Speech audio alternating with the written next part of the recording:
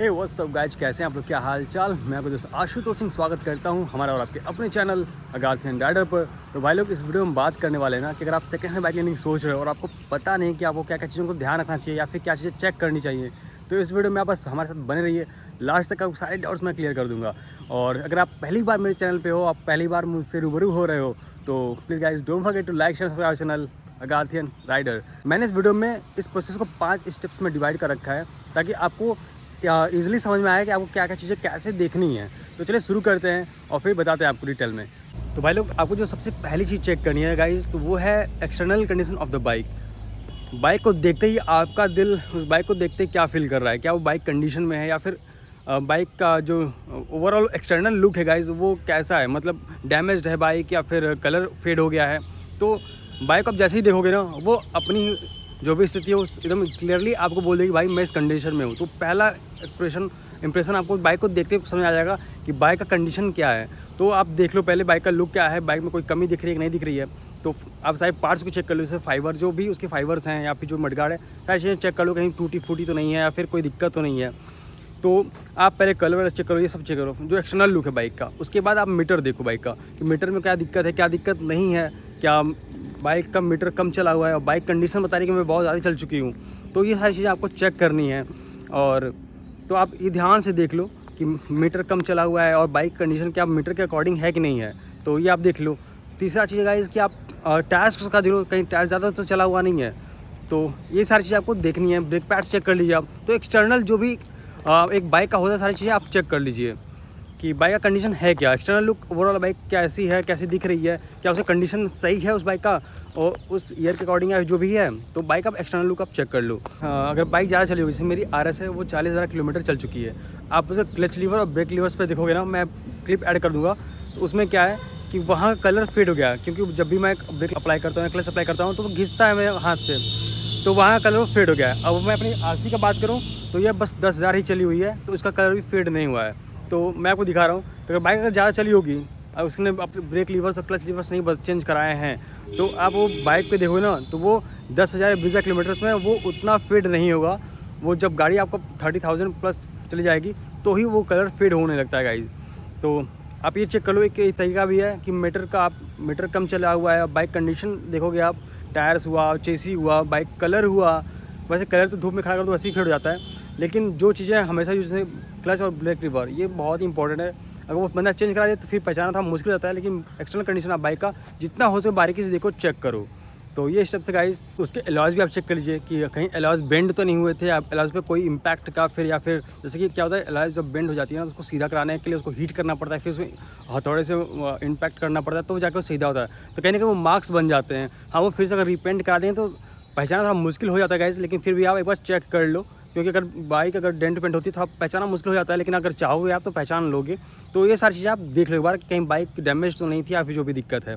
तो ये पहला हो गया एक्सटर्नल लुक, बाइक का ओवरऑल कैसी दिख रही है, बाइक क्या अपनी कंडीशन को जस्टिफाई कर रही है प्राइस के अकॉर्डिंग जो बंदे ने आपसे डिमांड करा है। तो चलिए अब बात करते हैं सेकंड स्टेप की कि आपको दूसरे स्टेप में क्या चेक करना है। तो गाइज मेरे हिसाब से दूसरा स्टेप है वो है internal condition of the bike. अब internal condition of the bike है क्या? तो गाइज इंजन हुआ, वायर्स हुआ, तो आप ये चेक करोगे कि बाइक का इंजन जो है क्या वो सही है, क्या वो इंजन में कोई प्रॉब्लम तो नहीं है, कहीं टैपेट से आवाज़ आ रही है या फिर इंजन में कोई प्रॉब्लम तो नहीं आ गया है। तो आप इंजन चेक करो। अब ये है कि भाई मैं इंजन चेक कैसे करूँ, मुझे तो पता ही नहीं यार कि मुझे उतना जानकारी है नहीं इंजन के बारे में, तो मैं समझ नहीं पाऊँगा। तो अब देखिए इसका क्या है ना गाइज़ कि मैं आपको सजेस्ट करूँगा कि अगर आपको समझ नहीं आ रहा है इंजन का कंडीशन क्या है, कैसे पता करें, तो आप किसी ऐसे इंसान को पकड़ो जो थोड़ी बाइक्स का जानकारी रखता हो। अगर आपको ऐसा कोई बंदा नहीं मिल रहा है तो भी आपको टेंशन लेने की कोई ज़रूरत है ही नहीं।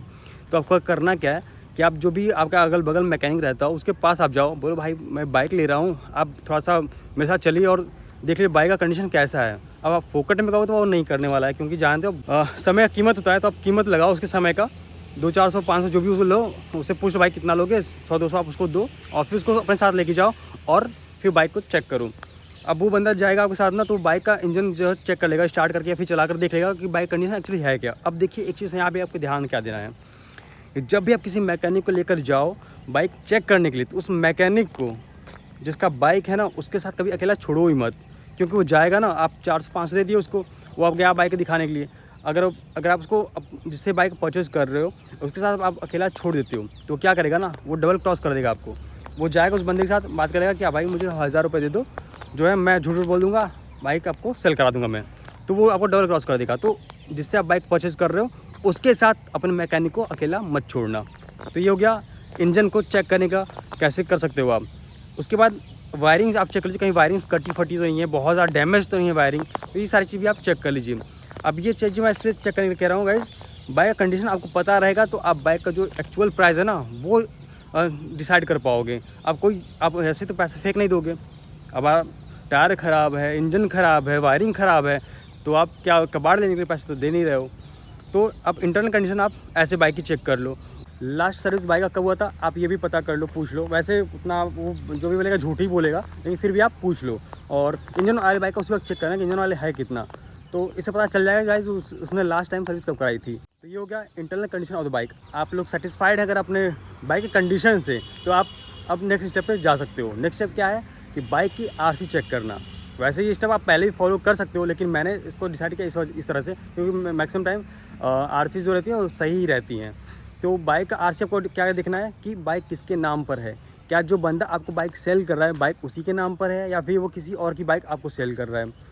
और अगर वो किसी और की बाइक सेल करे, चाचा ताऊ बाबा बाबू कोई भी हो यार, मुझे तो पता नहीं है, तो कोई भी किसी रिलेटिव का बाइक को आपको सेल कर रहा है, तो जब भी आप उस बाइक को परचेज़ करो तो जिसके नाम पे वो बाइक है, जो उस बाइक का ओनर है, उससे आप बात करो। उसके बाद ही बाइक का जो आगे प्रोसेस है वो करो।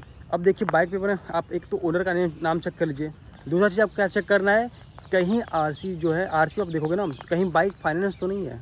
अब ये कहोगे आप बाइक फाइनेंस कैसे पता चलेगा है कि नहीं है, तो आप जब उस बाइक का पेपर लोगे, आरसी लोगे, तो उसमें लिखा रहता है कि अगर कोई बाइक किसी के द्वारा फाइनेंस रहती है, किसी कंपनी के द्वारा किसी ने फाइनेंस किया उस बाइक को, तो उस फाइनेंसर का नाम उस आरसी में लिखा रहता है। मैं क्लिप लगा दूँगा, एक फ़ोटो लगा दूँगा, आप देख लीजिएगा कैसे होता है एक्चुअल आरसी और कैसा नहीं होता। अगर फाइनेंस रहता है तो कैसा होता है, तो फाइनेंसर कौन है तो आप ये देख लो। अगर बाइक फाइनेंस है भाई तो फिर उसे बोलो भाई अगर सारा आपने कर रखा है तो एनओसी भी आप लो आओ, फिर उसके बाद ही बाइक ट्रांसफ़र हो पाएगी। अगर क्या गाइस एनओसी आप नहीं लेते हो और बाइक फाइनेंस है, आप पूरा पैसा तक परचेज़ कर लेते हो, दिक्कत आपको हो जाएगी।